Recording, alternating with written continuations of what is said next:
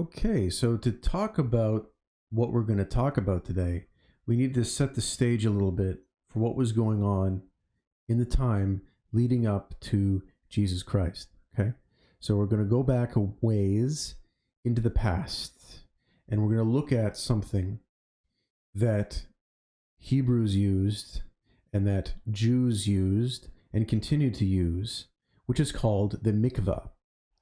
So the mikveh is basically a bath. It is a basin that is filled up with natural water, either from the rain or from a natural spring or stream. And it cannot be filled with any water that was collected in a vessel of any kind. It is only fresh water that may go into this basin. Jews use mikvehs in order to wash themselves of things that Jews consider to be impure. Disease and sin are part and parcel. If you get sick, it is because you have sin, or you did something sinful. You touched a dead animal, you touched a human corpse, you had sex, you were intimate with yourself, whatever it was, you are going to be getting your butt to the mikveh, and you are going to be in that cold, freezing water, getting yourself clean. There are things in the world that are going to afflict you, and if you don't monitor your behavior and monitor yourself, you're going to fall victim to those things, and you are going to become sinful. You're going to fall away from God's favor. He will turn his back on you, and you will be cast out. And if he doesn't cast you out right away, we, the Hebrew people, are most definitely going to cast you out. The mikveh is a thing that you don't take lightly. It sounds to us in our mindset today as kind of like a sort of odd ritual. The Orthodox Jews practicing today do take it very seriously. Reform Jews tend to regard the mikveh as kind of like a Jewish baptism ceremony where converts will go into the mikveh to clean off their Gentile ways and to be fully integrated into the life of the Jewish people. So we have two scenarios in the New Testament where the practice of the mikveh is intentionally subverted by God. Two instances of that. The first one has to do with baptism, and the second one has to do with the nativity, which is the birth of Christ. So let's talk about the first one, because it's the one that's maybe a little bit less shocking to a Jewish mindset. I guarantee the second one is pretty shocking to a Jewish mindset. Guarantee. So in the first case, we have John the Baptist. Now, John was living as a bit of a wild man. He was living out in the wilderness. Now, this isn't a wilderness of a kind of forest. It's a wilderness of the desert surrounding Jerusalem, not far from the Dead Sea. In fact, part and parcel of the Dead Sea coast. And along the Dead Sea coast, in this desert wilderness, almost like a badlands, you have this community of guys who are living a very austere, what we in the Catholic Church may call a monk-like life. And why are they doing this? Well, because we've got Romans, and the Romans are threatening the existence of Torah. The Torah's existence is being threatened. Paganism is coming back. It's coming back with a vengeance, and we're doing it in a sneaky way. The Sanhedrin, which are the Jewish authorities that head up the Pharisees, which are the teaching order of Judaism, as opposed to the Sadducees, who strictly practice all the temple worship that's going on with the sacrificing of lambs and so forth. The Sanhedrin, are fully on board with this collusion with Rome. The system is corrupt. So what we're going to do is we're going to form a band of brothers, and we're going to go into the desert, and we are going to create copies of the Torah, and we will send them to synagogues in towns and villages, and we will constantly be pumping out these scrolls, and we'll put them in airtight jars, keep them safe. They're going to be beautiful works of art, although, graven image is not good, but nevertheless, they're going to be very carefully and precisely and clearly written with an excellent penmanship. They're going to be the best scrolls. These guys are called the Essenes, and they live in a community that's called Qumran. Okay. These are kind of like Jewish monks. They are unmarried, they are celibate, they live together in community, they share everything amongst each other. And this poses a little bit of a problem for the Jewish mindset. In the Jewish mindset, if you are unmarried, big problem. You got some kind of issue with your personality, with your ability to provide. It could be a sexual problem that you have. You are the problem if you are not married, because now not only do you have all those weird things in your baggage that are keeping you from attracting a wife, also you are failing the community because your duty is to provide children to keep the community going. And you're not doing that, mister.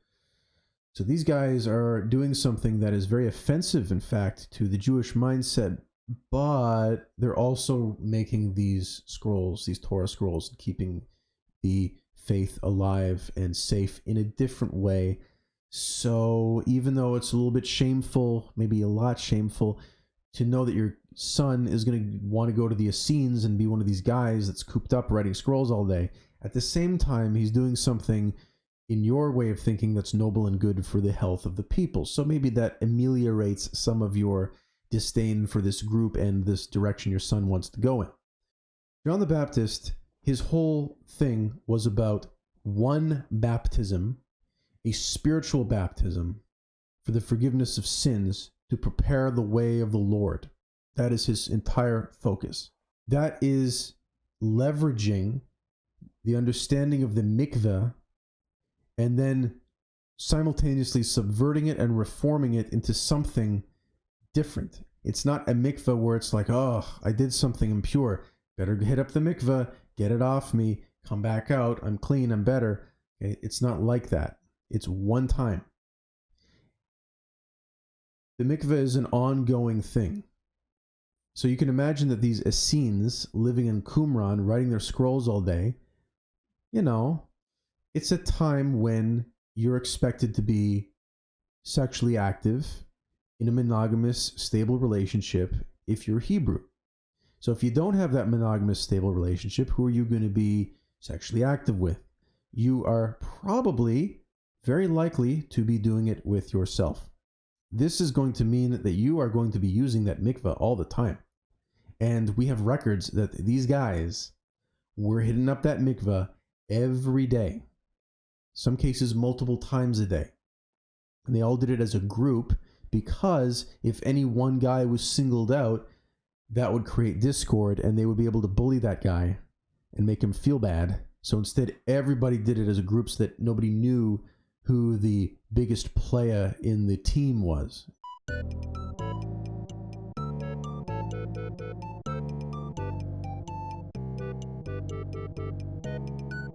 This is becoming not about purification, but about keeping up appearances of purification. And this is the kind of attitude that Jesus Christ wants to undo in his time on earth. John the Baptist, no doubt, knew about the Essenes.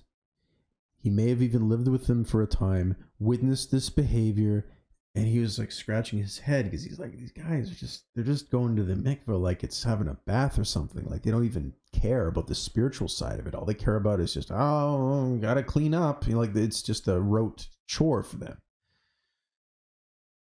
Divine inspiration plus firsthand experience equals John the Baptist going north along the Jordan River. He talks to people and meets with people. He goes to small villages. And he's always telling them about, we got to prepare the way of the Lord. A change is coming. A change is coming. This is a huge shift is coming.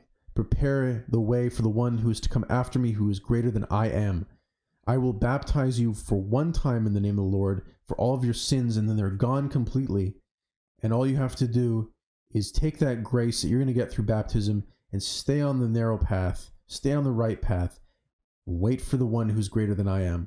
And he'll take over the reins and he'll show you the rest of the way. So the mikveh mindset is being challenged by John the Baptist and is laying the groundwork for Christian baptism. The second subversion of the mikveh is going to come from Mary. go to the nativity. Okay. Now, Mary gives birth to Jesus Christ in a manger. We know that. She gives birth to him, and then, while she's in Bethlehem, she then has to make the journey to have him circumcised. And that's where she meets Simeon. Simeon is a Pharisee. Just prior to that, how is Mary going to access the mikveh? Because she had to flee Bethlehem, and then she had to go immediately to Egypt.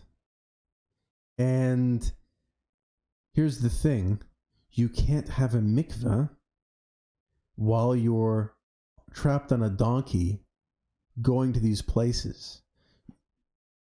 And you can't be separated and isolated from a man for weeks after you have given birth, which is what you're supposed to do in Jewish culture. You are supposed to isolate yourself after you've given birth. You also have to hit up the mikveh after you give birth and hit up the mikveh after you have your cycle. That's a big deal. Mary would have, if she'd had a child and she hadn't bathed and she was in the hot sun, she would have been really ripe. Just saying that. If she was an ordinary woman, she would have been really ripe, but she wasn't an ordinary woman. First of all, she was immaculately conceived, so she didn't have original sin. So there's something already very unique and very pure and special about her. And secondly, what kind of nature did Jesus' birth have for her to not have a smell? Because if she's going to go to Jerusalem, and Bethlehem's not far from Jerusalem, but it's far enough that you're going to spend some hours getting there on a donkey with a baby that's just been born, that wasn't cleaned with water from a mikveh, wasn't washed of its placenta, right? The blood. So you're going into Jerusalem and you want your child circumcised, and you're covered in dust and dirt and sweat and stains, and you've got Pharisees that are just like, grossed out, because the Pharisees were so intense about germs. They didn't call them germs, but dirt was a big no-no. Going into the temple, nasty. You got to bathe and get ready for that. That's what you got to do.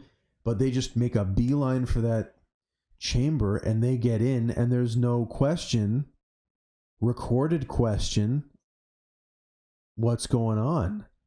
Simeon is coming up to them. She would have had stains on her clothes of the childbirth. She got Simeon, ultra important Pharisee, sharp as a tack, aged, wise, coming right up in their faces and saying, "A sword will pierce your heart," foreshadowing the death of Christ.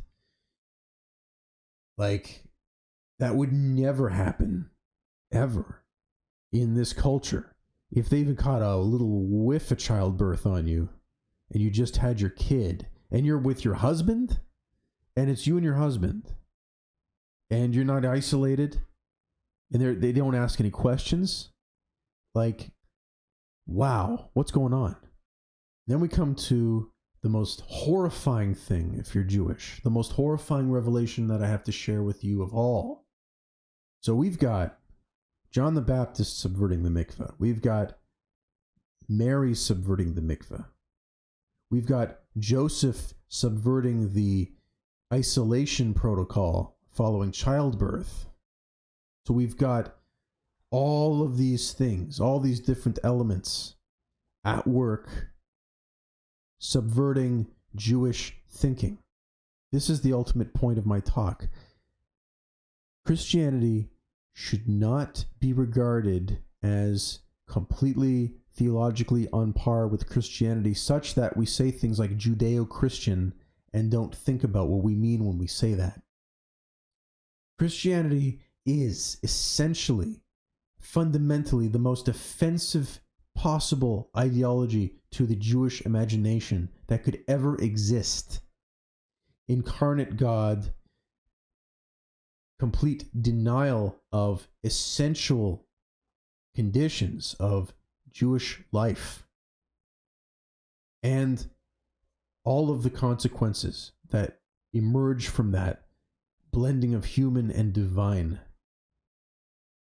Gigantic problem. Gigantic problem.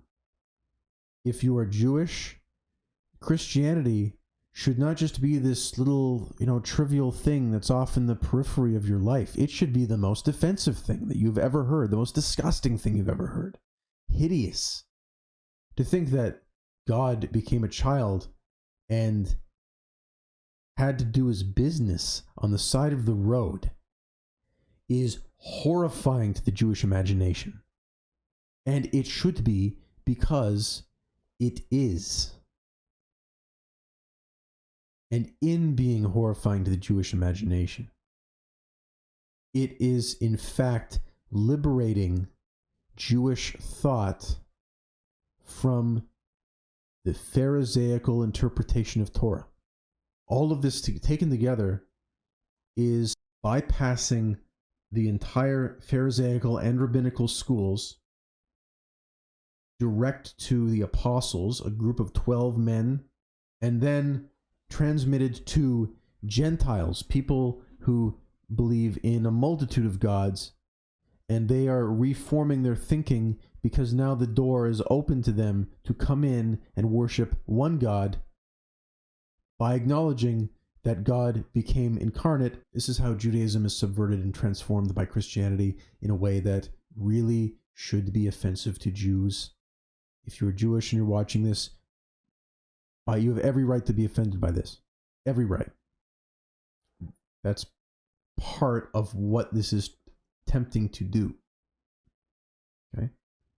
And I hope that you've enjoyed watching this video, if you're Jewish, as much as any Christian person could or other person could. And God bless. Thank you for watching. Please like and subscribe. You have a wonderful night and a blessed day. Take care.